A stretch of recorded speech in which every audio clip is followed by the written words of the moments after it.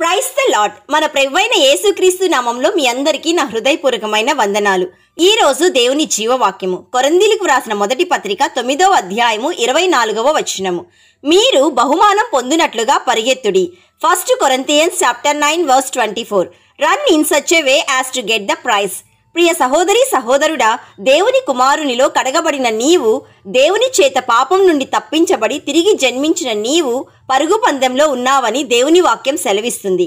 అయితే ఈ లోకంలో నీవు దేనికోసం పరిగెడుతున్నావు? జ్ఞానం కోసం పరిగెడుతున్నావా? ఐశ్వర్యం కోసం పరిగెడుతున్నావా? బలము కోసం పరిగెడుతున్నావా? గెలుపు కోసం పరిగెడుతున్నావా? ఎటువైపు పరిగెత్తుతున్నావు?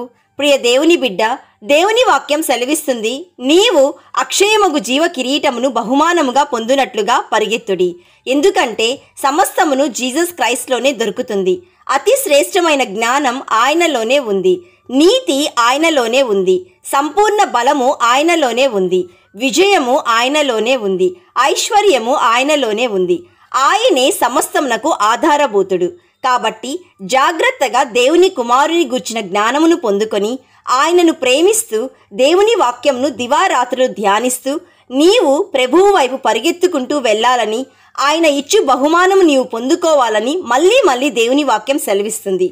So my dear friend, scripture says, press on to reach the end of the race and receive the heavenly prize for which God through Jesus Christ is calling అస్.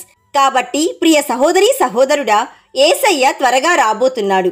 ఎవడునూ నీ కిరీటమును అపహరించకుండునట్లు నీకు కలిగిన దాన్ని గట్టిగా పట్టుకోవాలని మేము ప్రార్థిస్తున్నాము. ప్రార్థన చేసుకుందాం, ఏకీభవించండి. పరిశుద్ధుడైన తండ్రి, ఈరోజు మాకిచ్చిన జీవవాక్యమును బట్టి నేను స్తుతిస్తున్నాము. ప్రభువా, నీవే మాకు సర్వమునై ఉన్నావు.